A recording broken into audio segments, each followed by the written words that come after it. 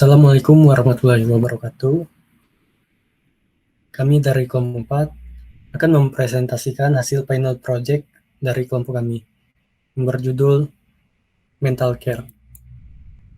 Yang pertama itu kami perkenalkan dulu anggota kami. Yang pertama itu saya sendiri, Agung Syaputra, dan ada juga Chris Michael Doha Siregar, ada juga Mas Dani Kurnianto, dan Mas Alpan Mubarok. Pertama ada latar belakang yang akan dijelaskan oleh Mas Dani Kurnianto. Kepada Mas Dani dipersilakan. Di sini saya akan menjelaskan tentang latar belakang dari aplikasi Mental Care. Latar belakang yang kelompok kami ambil yaitu WHO menyebut satu kematian akibat bunuh diri terjadi setiap 40 detik di dunia.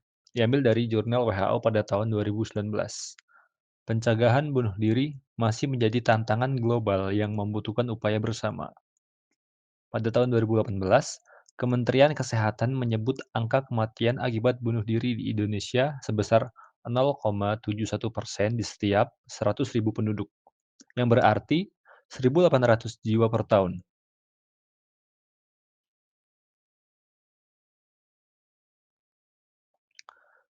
Dari latar belakang tersebut, kelompok kami mengambil solusi.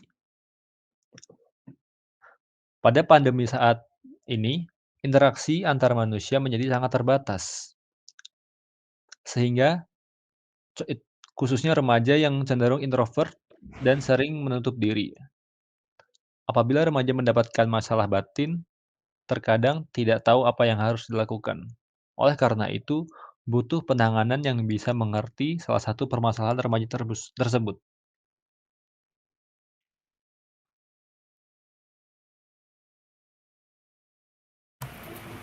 Selanjutnya ada value proposition canvas. Yang pertama ada customer jobs. Customer jobs yang kami buat ada mencari informasi kesehatan jiwa, mencari psikolog, pemesanan jadwal konsultasi, melakukan konsultasi pembayaran. Dan selanjutnya ada pains yang kami ambil adalah lokasi psikolog yang tidak diketahui, pemesanan jadwal konsultasi yang membuang waktu, lupa menghubungi psikolog, jadwal konsultasi yang belum pasti, dan prediksi biaya yang tidak diketahui. Selanjutnya, gains yang didapatkan adalah menghemat waktu, profesional, hemat biaya konsultasi, dan mendapatkan wawasan mengenai kesehatan jiwa. Selanjutnya ada pain relievers. Yang pertama ada pemetaan lokasi psikolog terdekat, pemesanan konsultasi yang fleksibel, jadwal konsultasi yang terupdate, dan prediksi biaya konsultasi. Dan gain kreator yang kami berikan yang pertama ada pemesanan konsultasi yang cepat dan mudah, terdapat rating system, tersedia promo dan varian paket konsultasi, psikolog profesional, dan informasi kesehatan jiwa. Dari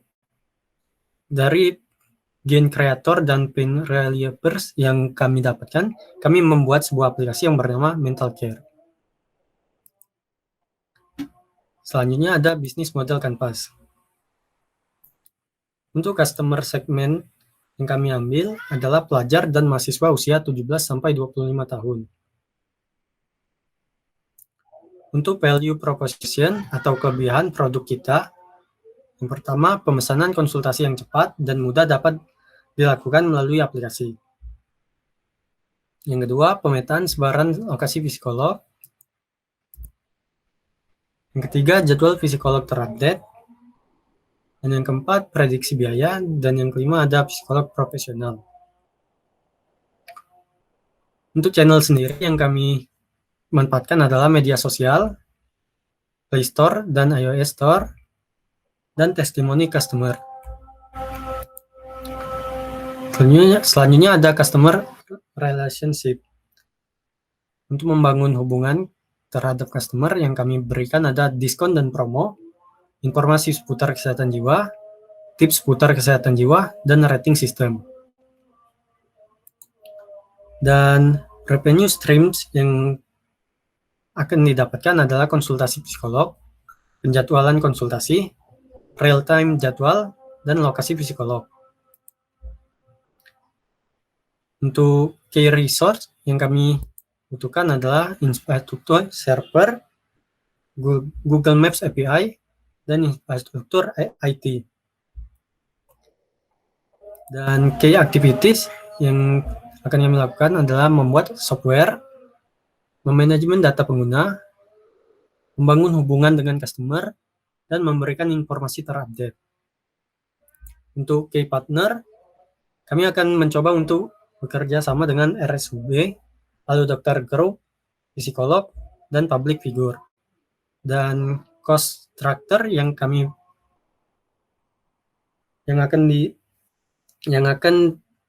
atau pengeluaran yang pertama ada developing, maintenance, marketing, bagi hasil dengan mitra, dan Play Store dan iOS Store.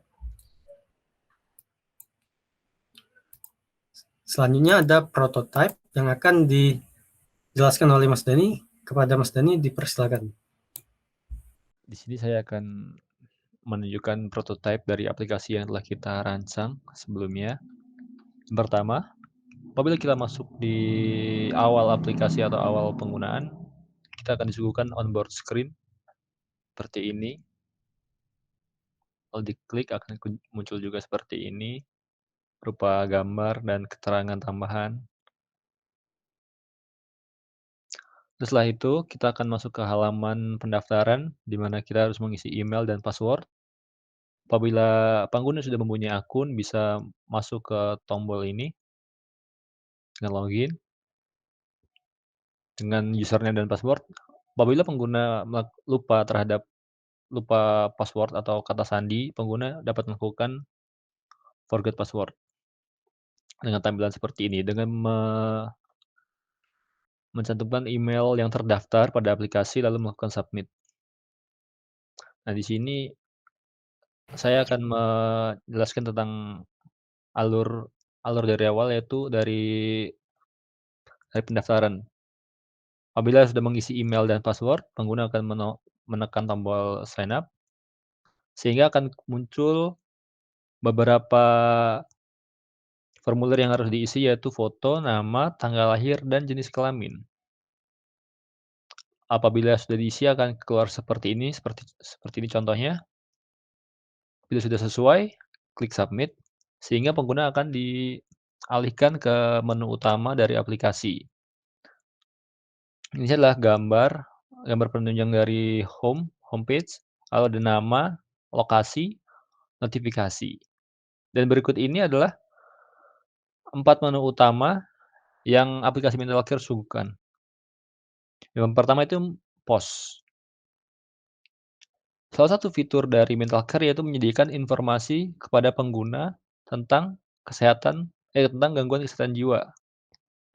Apabila pengguna ingin melihat secara detail, maka akan ngeklik more. Lalu akan disuguhkan informasi tentang gangguan kesehatan jiwa atau sejenisnya yang pengguna sukai atau pengguna ingin baca. Apabila pengguna tertarik, maka bisa melakukan save ataupun likes. Lanjut ke menu yang kedua yaitu find. Kali ini pengguna akan disuguhkan maps di mana dia berada saat itu juga, lalu aplikasi akan menampilkan tempat psikolog terdekat dari tempat dia berada. Contoh, kita ada satu tempat di sini, apabila kita klik akan memunculkan seperti ini, jumlah psikolog yang ada di rumah sakit tersebut, dengan keterangan nama, jenis psikolog klinis atau non klinis, dan tempatnya. Apabila kita mengeklik atau melakukan pemesanan, tinggal klik saja, akan keluar seperti keterangan lanjutannya, seperti jarak yang ditempuh, estimasi waktu yang ditempuh, rating yang diberikan oleh pengguna lain, serta harga per jamnya. Lalu pengguna akan melakukan booking seperti ini. Pengguna harus mengisi formulir yang telah disediakan yang berupa nama lengkap, email, nomor HP, tanggal dan jam, durasi konsultasi, dan tipe. Dan tipe ini ada 2 yaitu konsultasi secara langsung dan tidak langsung. Apabila sudah terisi, maka akan seperti ini dan muncul estimasi dana sesuai dengan durasi waktunya. Lanjut ke payment detail, pengguna harus memilih salah satu dari beberapa payment method yang disediakan.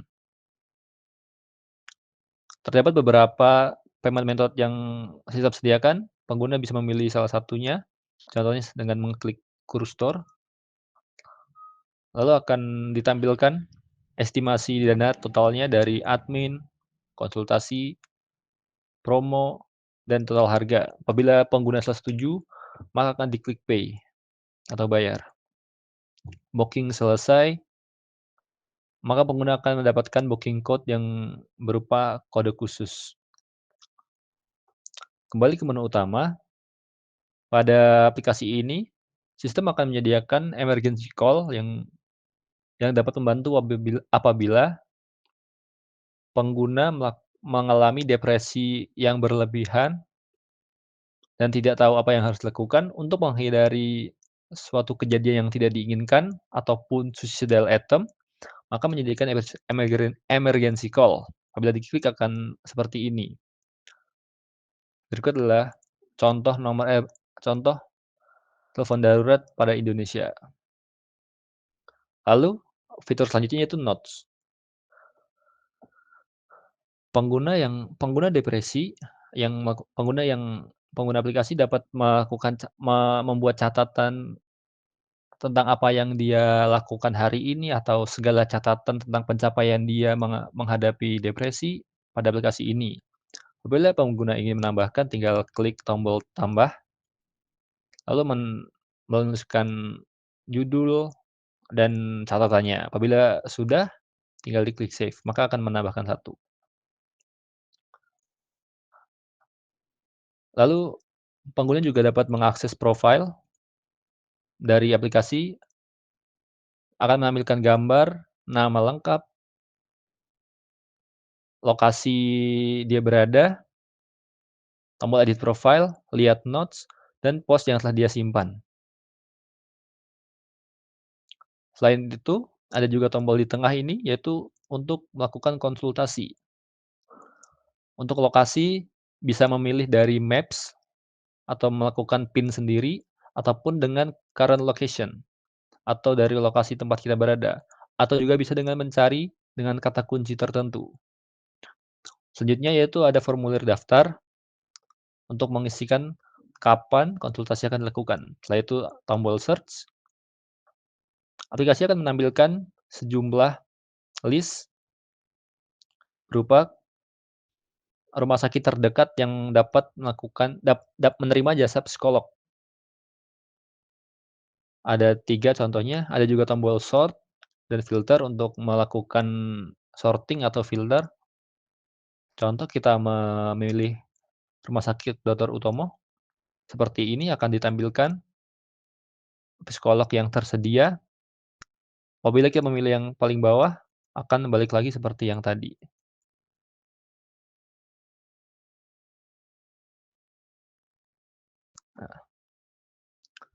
Nah, demikian dari prototipe dari aplikasi mental care yang telah kelompok kami rancang sebelumnya. Terima kasih.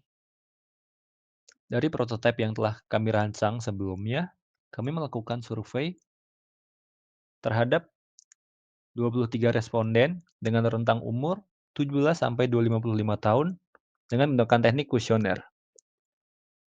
23%, 34,8% berjenis kelamin perempuan, sisanya yaitu laki-laki. Kami mengambil dari beberapa instansi seperti dari kampus dan sekolah. Ya, di sini kami memberikan 7 pertanyaan dengan acuan nilai dari 0 sampai 10. Yang pertama, saya berpikir akan menggunakan aplikasi ini. 12 orang menilai dengan angka 9. Yang kedua, saya merasa aplikasi ini rumit digunakan. 10 responden memberikan penilaian angka 10, 7 responden memberikan angka 2. Yang ketiga, saya merasa aplikasi ini mudah digunakan. Mayoritas responden yang berjumlah 11 memberikan nilai 9. Yang keempat, saya merasa fitur-fitur aplikasi ini berguna. Dari 25 responden, 13 responden memberikan nilai 9.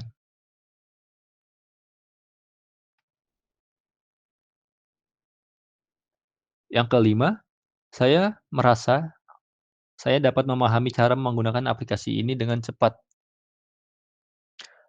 10 responden memberikan nilai 8, 7 responden memberikan nilai 9.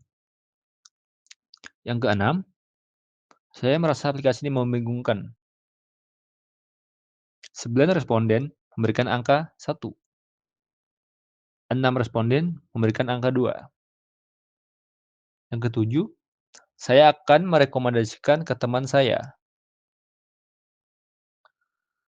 3 responden memberikan angka 10, 6 responden memberikan angka 6, 7 responden memberikan angka 8, dan 5 responden memberikan angka 7.